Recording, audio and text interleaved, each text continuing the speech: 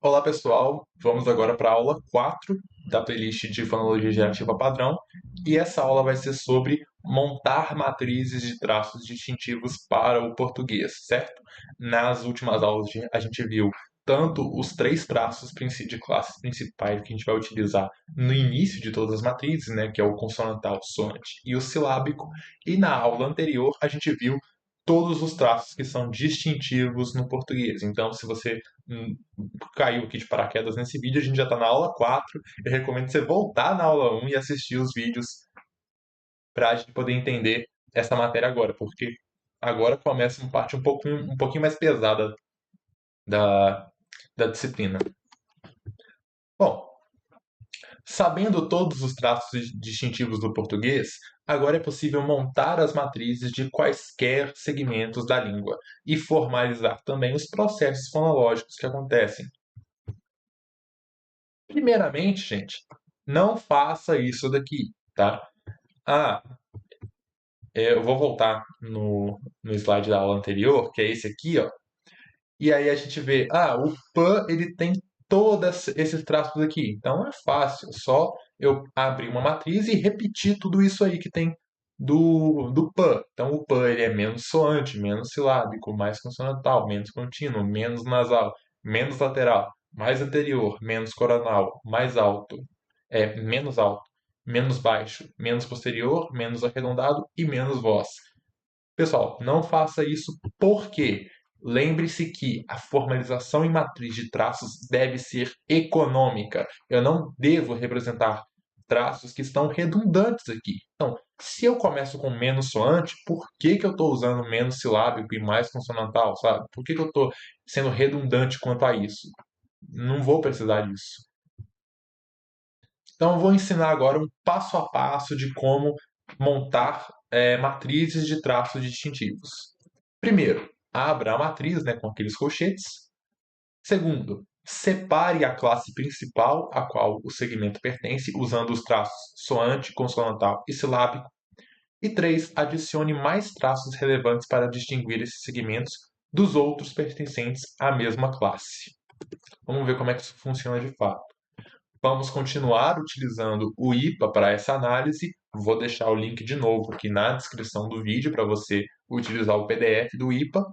E vamos lá. De fato, se eu utilizar todos esses traços aqui, eu vou acabar só com o PAN. Mas eu vou acabar com uma matriz também enorme e inutilmente grande, né? De traços distintivos. Tanto que isso aqui é pouco informativo, né? O que a gente vai fazer então nesse caso? Vamos começar com uma matriz em branco e vamos ir colocando traços até a gente só ter o PAN. E quando a gente tiver só o PAN, a gente não precisa colocar mais nenhum traço. Começando sempre com os traços de classe principal, vamos usar o menos soante, porque ele é o que vai segmentar a classe principal do PAN, que é uma obstruinte. Então, se o PAN é uma obstruinte, vamos usar o menos soante. Aí, gente, isso é questão de prática, tá? Eu não vou cobrar, eu também não vou esperar que nessa primeira matriz de traços todo mundo já tenha a mesma intuição sobre qual traço utilizar agora para separar o PAN das outras obstruintes, sabe? Isso a gente vai fazendo, isso a gente vai adquirindo conforme a gente vai fazendo de fato. Então, é questão de prática, gente. Fonética e fonologia é uma disciplina meio chata mesmo, na matéria no curso de letras, tudo, porque a gente precisa treinar muito, a gente precisa ir fazendo, de fato, para aprender, como se fosse lista de exercícios de matemática, sabe? A gente precisa ir exercitando para ficar bom. Então vamos pensar em como a gente vai separar o, é, essas obstruintes primeiro. Eu costumo fazer assim. Se a gente tem duas classes de obstruintes principais, que são as oclusivas e as fricativas, né? A gente sempre tem as africadas, mas não vamos pensar nelas por enquanto. O que a gente vai usar para diferenciar oclusivas de fricativas? O traço contínuo. Por quê? As fricativas, elas são menos soantes e mais contínuas. Já as oclusivas são menos soantes e menos contínuas. Tá? Então a gente só precisa colocar isso. Menos soante, menos contínuo. A gente já tem, primeiro, com menos soante, obstruintes, menos contínuo, oclusivas e africadas. Mas como no português a gente não tem africadas fonológicas, a gente pode se dar o luxo de só colocar menos soante, menos contínuo e já temos a linha de oclusivas. No caso do português, p, b, t, d, k e g. Como eu vou separar o p disso tudo agora? Agora que a gente já tem só as oclusivas, vamos pensar em como separar os pontos de articulação. Eu vou colocar aqui então o mais anterior. Porque com o mais anterior eu tiro o k e o g e eu só deixo p, b, t e d do português. Perceba que eu estou, cada vez que eu adiciono um traço distintivo, eu estou criando uma classe natural nova, tá? Então, quando eu tenho menos soante, menos contínuo e mais anterior, eu já tenho a classe natural de p, b, e t e d juntos. Ou seja, oclusivas mais anteriores do português. Viu? Mas eu preciso só do p. Como que eu vou tirar o t e o d da jogada? Eu vou tirar o t e o d da jogada porque eles são mais coronais. Então eu vou tirar com o traço menos coronal. Agora sim, eu só tenho p e b. E por fim, como que eu vou diferenciar o p do b no português? Com o traço voz. No caso, menos voz, e eu já tenho o p especificamente. E pronto, gente. Perceberam a diferença daquela matriz enorme de traços distintivos totalmente redundantes para uma matriz econômica? E é por isso que a gente não deve fazer matriz de traço distintivo olhando aquele quadro, né, de todos os traços que cada fonema tem na língua. A gente não precisa olhar aquilo. A gente vai ter que montar uma matriz econômica olhando, preferencialmente no IPA, né? A gente consegue ir mapeando, encontrando coordenadas para o som, para o fonema que a gente quer. Vamos agora fazer o J. O J, ele primeiramente, olha aqui, ele faz parte do grupo das obstruintes. Então eu já começo com menos soante, eliminei consoantes soantes, eliminei vogais também, eliminei glides. Só sobraram as obstruintes. Ele faz parte do outro grupo de obstruintes, né, que é o grupo de obstruintes mais contínuas. Então eu vou tirar as africadas e as oclusivas da jogada e deixei só as fricativas. Ele é uma fricativa mais coronal também, porque ele está entre dental e palatal. Então eu vou colocar mais coronal aqui e já eliminei fã e vã, por exemplo, que também fazem parte do português. Só que no português eu ainda tenho s, z, sh e o j, que é o que eu quero. Como que eu vou tirar o sh, o z e o s da jogada aqui? Bom, eu vou colocar o traço menos anterior. Por que menos anterior? Porque o s e o z são mais coronais, mas eles são mais anteriores também. Se eu colocar menos anterior, fica para o português só sh e j. Por que eu estou sempre ressaltando que é só para o português, sendo que tem outros sons aqui também? Gente, quando você vai trabalhar com matriz de traços distintivos e fonologia, você precisa conhecer como é o sistema fonológico da língua, certo? Até mesmo para você saber quais traços são distintivos. Se o português, por exemplo, tivesse essas fricativas retroflexas, só esses traços que eu estou colocando aqui não seriam necessários, não seriam suficientes. Eu teria que colocar outros traços. Então, conheça o sistema da língua, o sistema fonológico da língua com o qual você quer trabalhar com traços distintivos, antes de tentar formular e montar matrizes para essas línguas. Se você estiver tendo aula com algum professor, alguma professora que te dá exemplos de outras línguas e pede para você trabalhar com exemplos de outras línguas, já é um outro cenário, porque você vai utilizar os traços mesmo não conhecendo o sistema da língua, certo? Mas você não vai ser apresentado ao sistema fonológico da língua inteiro. Você vai ser apresentado a um evento da língua. Então, se você vê que está acontecendo alguma coisa com as obstruintes, sei lá, alveolares da língua, você pode generalizar como menos soante mais anterior e mais e mais coronal. Você já vai ter essas alveolares. Então, não se preocupe quanto a isso, tá? Mas essa playlist é focada em fonologia gerativa do português, tá? Todos os exemplos e atividades aqui são focados no sistema fonológico do português, com os traços distintivos no português. Enfim, temos os dois sons ainda, né? Sh e j, já que esses aqui não fazem parte do sistema do português. Como que eu vou opor agora o sh e o j, para ter só o j, com o traço voz, no caso mais voz. E eu vou ter só o j, porque só o j faz parte do português. Vamos agora montar a matriz de traços do n. Primeiro, a qual classe natural o n pertence? O n pertence às consoantes soantes. Então, o que eu vou fazer? Colocar o traço mais soante e mais consonantal. E aí, perfeito.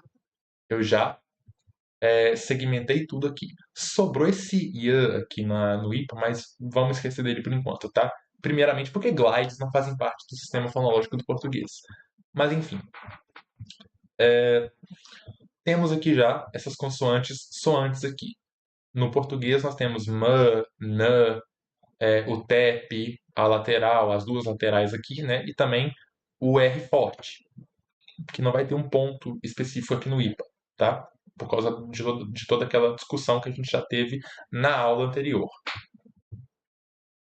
O que a gente vai fazer agora para segmentar o N, especificamente? A gente vai usar o traço mais nasal. E aí a gente só tem essa linha aqui.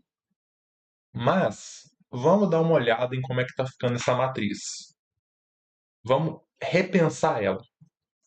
No português, o traço mais nasal, ele sempre vai dizer respeito a consoantes. A gente não tem vogais nasais no português. Sendo assim, a gente pode simplesmente cortar o traço soante e consonantal e deixar só o traço mais nasal. No português, tá? Se a gente coloca mais nasal, pronto. Já temos a linha de consoantes nasais aqui.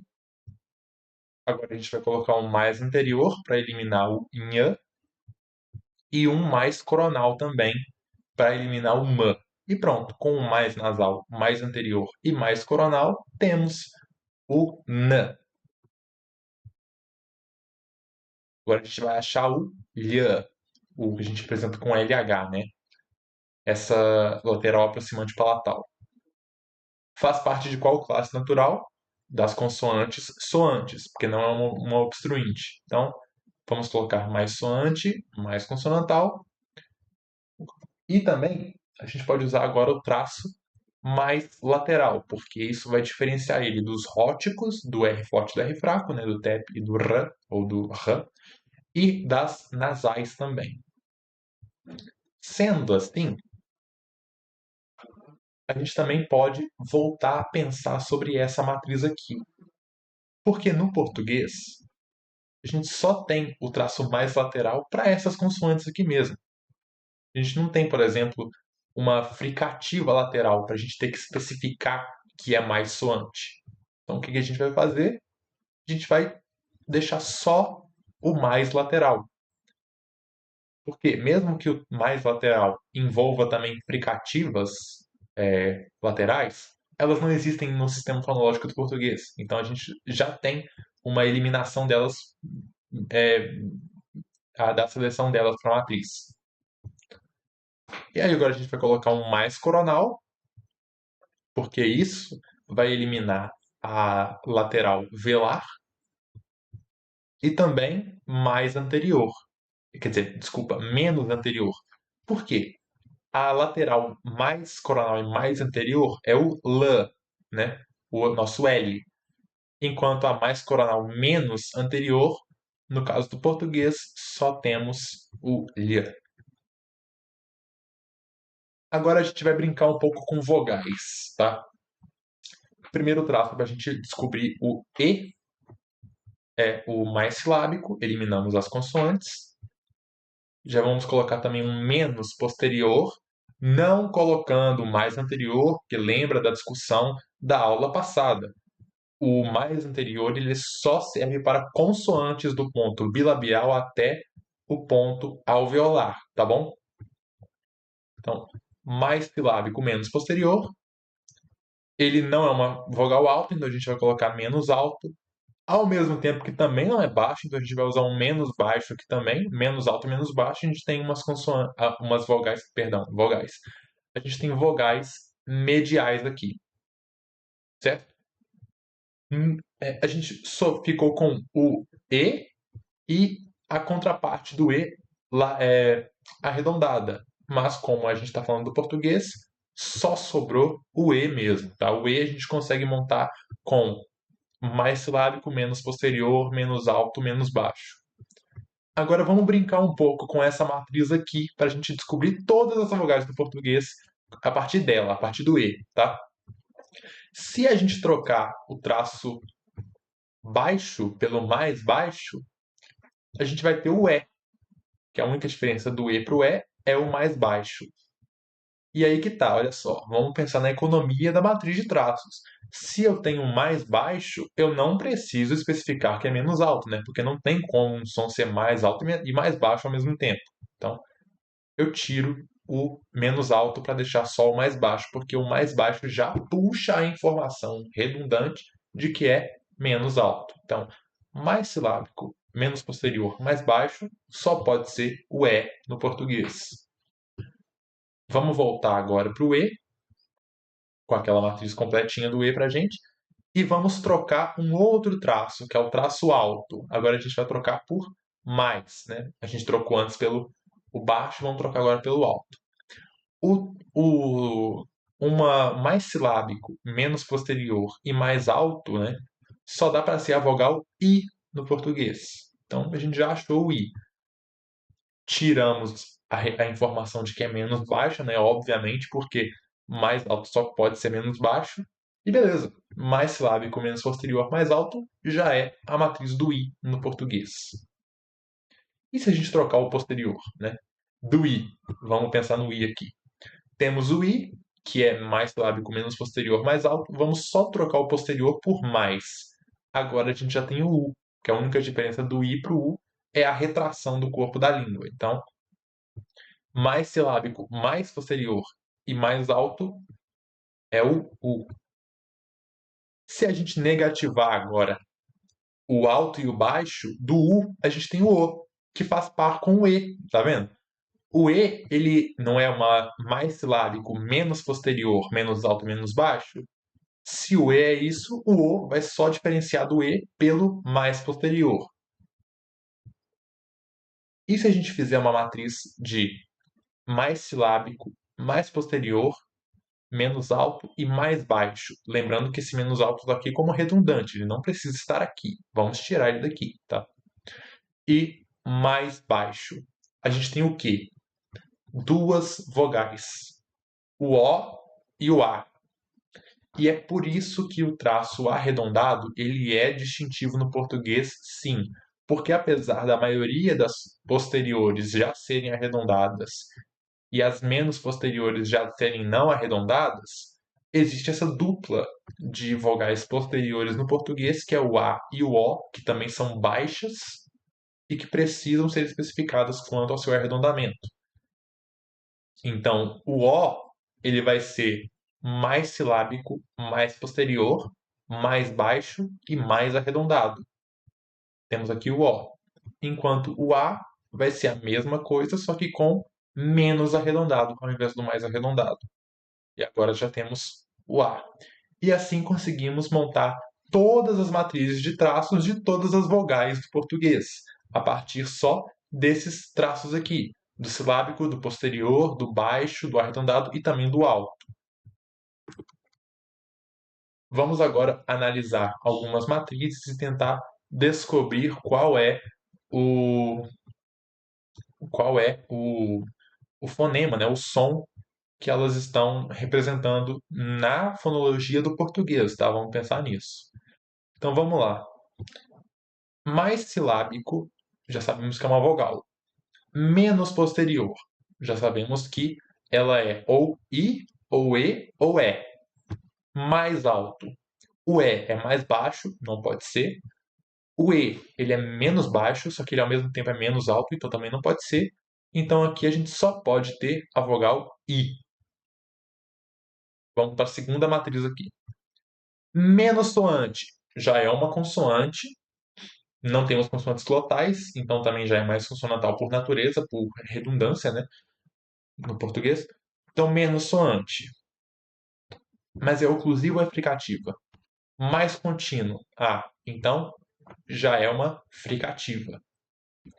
Mais anterior.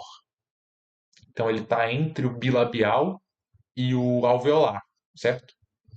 Menos coronal. Então ele já não é sã, zã, ele já não é sã nem zã. Ele só pode ser, porque até o mais anterior aqui a gente já tinha fã, vã, sã e zã. Só que quando eu tiro o coronal, eu tiro o sã e o zã. Ou seja, só me sobrou fã e vã. Menos voz. Então isso aqui é um fã, som de F.